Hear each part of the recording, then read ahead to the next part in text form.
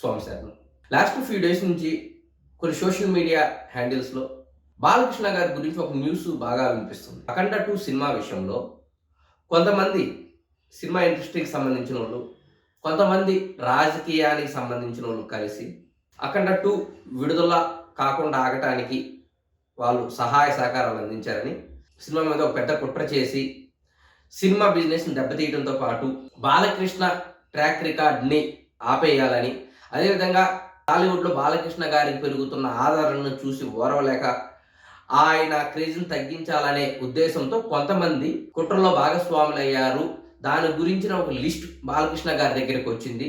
రాబోయే రోజుల్లో వాళ్ళ సంగతేంటో బాలకృష్ణ గారు చూస్తారు అనే మాటలు వినిపిస్తున్నాయి. ఇందులో నిజాలేంటి అని మనం మాట్లాడుకునే ఒక చిన్న ప్రయత్నం చేద్దాము. 2025 డిసెంబర్ 5వ తేదీ 'అఖండ 2' విడుదల కావాలంది. 4వ తేదీ రాత్రికి ప్రీమియర్స్ పడాలి. దానికి తగిన ఏర్పాట్లు జరిగాయి. తెలుగు రాష్ట్రాలు అదేవిధంగా యూఎస్‌లో కూడా ప్రీమియర్స్ సంబంధించిన ఏర్పాట్లు జరిగాయి. ఆ ప్రీమియర్స్‌కి కొన్ని గంటల ముందు సినిమా నిర్మాణ సంస్థ సినిమాని వాయిదా వేస్తున్నాం అన్నట్టు ప్రకటించింది. దీని వెనక ఆర్థిక లావాదేవీలు ఉన్నాయి. గతంలో 14 రీల్స్ వారికి, హీరోస్ ఎంటర్టైన్మెంట్ వారికి ఫైనాన్షియల్ ఇష్యూస్ ఉన్నవి. వాటిని సాల్వ్ చేయలేదు కాబట్టి కోర్టు తీర్పు ఇచ్చింది. సినిమా వాయిదా పడింది అనేది వాస్తవం. అయితే ఇక్కడ ఒక చిన్న విషయం ఉంది. హీరోస్‌కి డబ్బులు ఇవ్వాలనే విషయం 14 రీల్ వాళ్ళకి తెలుసు. సినిమాకి ఈ ఇష్యూ దాదాపుగా ఒక 10-12 సంవత్సరాల నుంచి నడుస్తూనే ఉంది.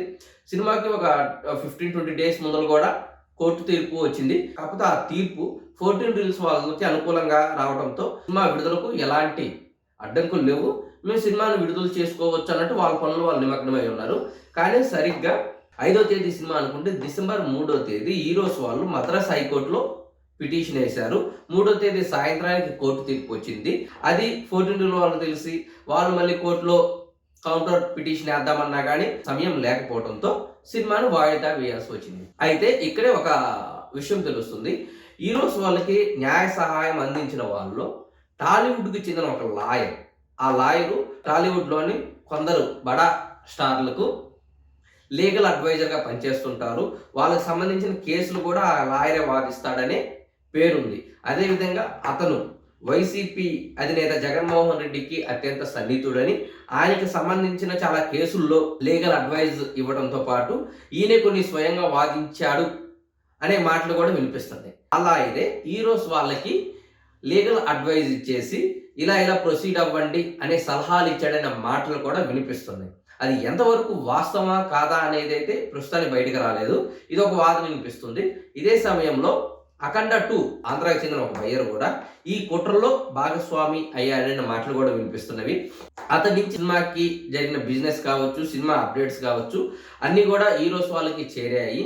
దీంతో వాళ్ళ పని ఇంకా సులభమైందనే మాటలు కూడా వినిపిస్తున్నాయి. ప్రస్తుతానికి ఒక 2-3 పాత్ర దీని వెనకుందనే వాదనలు బలంగా ఉన్నవి. అవి బాలకృష్ణ గారికి చేరాయి. ఆయన వాటి మీద ఫోకస్ పెట్టారనే మాటలు వినిపిస్తుంది. కానీ బాలకృష్ణ గారి మనస్తత్వం తెలిసిన వాళ్ళు ఎవరైనా సరే ఈ యొక్క పేర్లు కలెక్ట్ చేసి వాళ్ళ మీద పగ తీర్చుకుంటాడు అనేది ఎవరు అనుకోరు. తన 50 ఏళ్ల సినీ చరిత్రలో ఎన్నడూ జరిగినటువంటి ఒక వివాదం 'అఖండ 2' సమయంలో జరిగినప్పుడు కూడా ఆయన ఎక్కడా బయటకు వచ్చి మాట్లాడింది లేదు. ఆ తర్వాత సక్సెస్ మీట్లో కూడా సినిమా విడుదలకు సహాయం చేసిన వాళ్ళ గురించి మాట్లాడాడు తప్పితే సినిమా మీద కుట్ర చేసిన వాళ్ళ గురించి బాలకృష్ణ గారు ఎక్కడా మాట్లాడలేదు. ఆయన స్వభావం తెలిసిన వాళ్ళు ఎవరైనా సరే నిజంగా బాలకృష్ణ గారు ప్రెస్ మీట్ పెడితే ఈ కుట్ర వెనక ఎవరున్నారో వాళ్ళకి గట్టి వార్నింగ్ ఇస్తాడు అని అనుకున్నారు. కానీ బాలయ్య బాబు ఆ పనేం చేయకుండా చాలా కూల్గా జరగాల్సింది ఏదో జరిగింది, ఇక జరగబోయేదో చూసుకుందాం అన్నట్టు మాట్లాడాడు తప్పితే ఎక్కడా వాళ్ళని టార్గెట్ చేసినట్టు కనిపించలేదు. నిజానికి బాలకృష్ణ గారు తలుచుకుంటే ఆయనకున్న సినీ సర్కిల్లో కావచ్చు, ఆయనకున్న పొలిటికల్ సర్కిల్లో కావచ్చు దీని వెనక ఎవరున్నారు అనేది తెలుసుకోవడం ఆయనకు పెద్ద కష్టమేం కాదు. ఈ రోజు కూడా పట్టదు. ఒకవేళ ఆయనకు తెలిసినా కానీ వాళ్ళ మీద మనసులో కక్ష పెట్టుకొని వాళ్ళని ఏదో రాజకీయంగానో లేకపోతే సినిమా పరంగానో వాళ్ళని దెబ్బ కొట్టే ఆలోచన అయితే బాలకృష్ణ గారికి లేదు. ఆ కుటుంబంలో కూడా ఆ ఆలోచన ఎవరికి ఉండదు. అది అందరికీ తెలిసిన విషయం. కాకపోతే మన సోషల్ మీడియాలో కొన్ని మీడియాల్లో జరుగుతుంది బాలకృష్ణ గారు ఫోకస్ పెట్టారు, వాళ్ళంతా చూస్తాడు అనేసి. అలాంటివి అయితే ఏముండవు.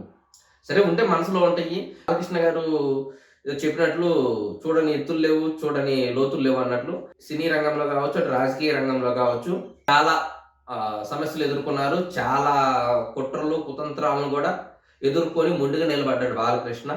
సో ఇలాంటివి ఆయనకేం కొత్త కాదు. ఈ మనసులో పెట్టుకొని ఏదో చేద్దామనే ఆలోచన కూడా బాలయ్య బాబుకి ఉండదు. ఆయనకి ఏదైనా వచ్చిందంటే ఇమ్మీడియేట్‌గా కోపం వచ్చింది. నిజంగా ఆ వ్యక్తులు ఈ కుట్ర అనుకుంటే డైరెక్ట్‌గా వాళ్ళకే ఫోన్ చేస్తారు. వాళ్ళతో మాట్లాడి ఏం చేస్తున్నావు? ఇది కరెక్ట్ కాదు. పద్ధతి మార్చుకో అని చెప్పి వార్నింగ్ ఇస్తాడు. ఆ దమ్ము ధైర్యం కూడా బాలకృష్ణకుంది.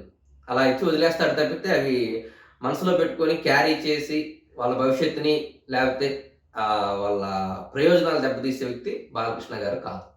కాబట్టి సోషల్ మీడియాలో జరుగుతున్న వాటిలో కొంచెం వాస్తవం ఉంది. ఎక్కువ పర్సెంట్ అవాస్తవం ఉంది.